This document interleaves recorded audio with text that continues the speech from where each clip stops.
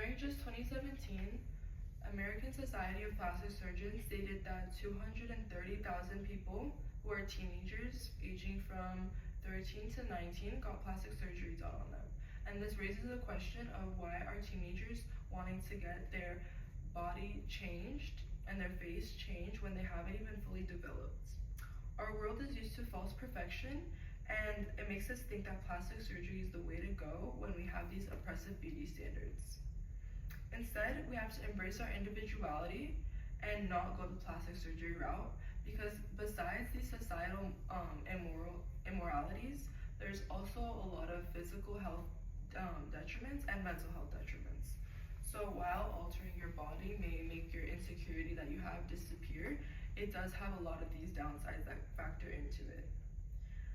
Although cosmetic procedures are also normalized, the BBN journal state that Daniel Hall says that 65% of people who have gotten cosmetic surgery done regret their procedures. So to factor into the physical health detriments, a lot of surgery complications can happen during or after their surgery. And this can happen because maybe someone's body isn't fit to have that type of surgery.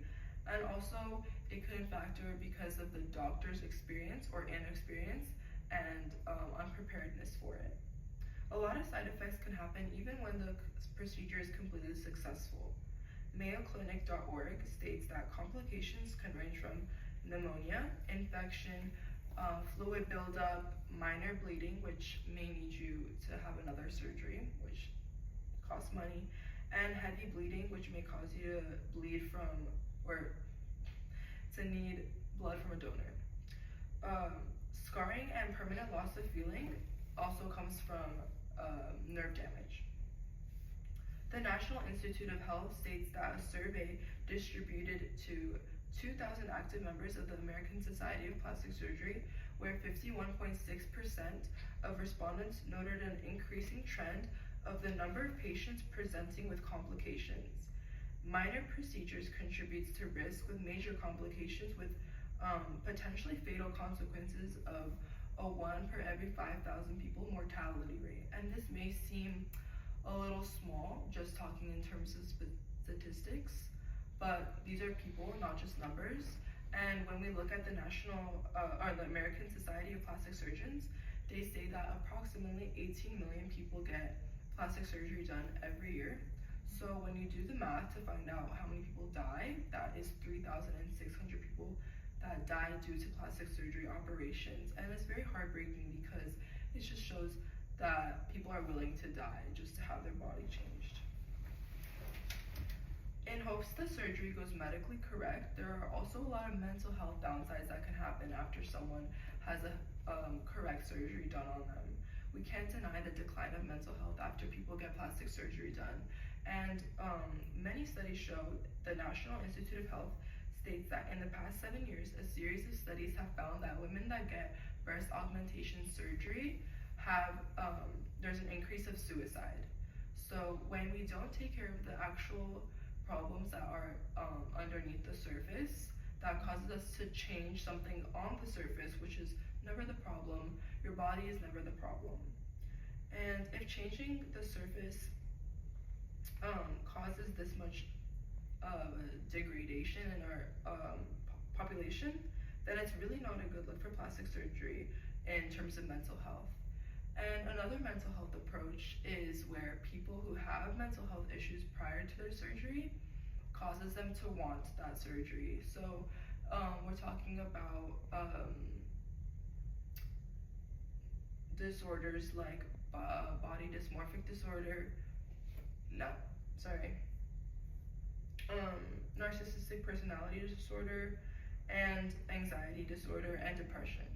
So we're not saying that everyone has this type of disorder that gets plastic surgery, but it does have a correlation, and no one is born with these thoughts and these disorders, but it's all a product of our toxic society and media.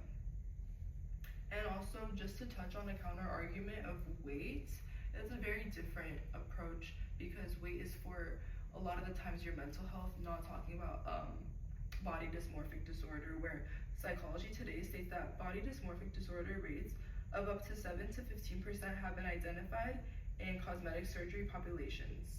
So having a healthy mind and wanting to change your body doesn't go hand in hand. Touching on societal detriment that cosmetic surgeries cause, let's take a deeper dive into these factors.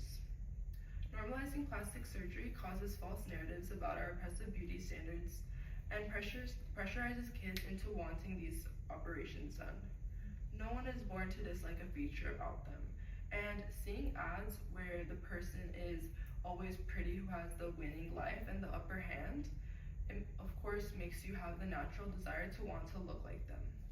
Oftentimes this person has a lot of Eurocentric features, and a lot of Eurocentric features are advertised to us through media and a lot of other facets. And the Eurocentric features are like having a straight nose or full lips or high cheekbones. And St. Lutina magazine, published in 2024, states that procedures such as ethnic rhinoplasty and Asian double eyelid surgery have racist implications for women of color because it helps them to properly assimilate into Western culture. And I found the word assimilate very powerful because it goes from a very extreme topic of where our Western culture moved to the New World and had people of color assimilate to our culture, which we recognize as a wrong ideal. And this is no different, it's just very discreet where we don't really have a double take on it. So when someone's argument for plastic surgery is, if it makes them happy, let them do it, that's not a valid, because for someone that's Asian to want double eyelid surgery, that's a Eurocentric look and ideal, and it's not right for an Asian to want that because they should embrace their culture and their looks, as well as someone that is Middle Eastern and they have a bumpy or big nose and they want to have a small upturned nose. That's not ideal. You should not want to look a different culture and a different race. So it is just another form of racism actually thriving in our society. And when I say thriving, I mean that tissuetechnology.integrallife.com states that surgeons have higher salaries than any other medical profession. And since 2021, plastic surgery income has raised by 10%.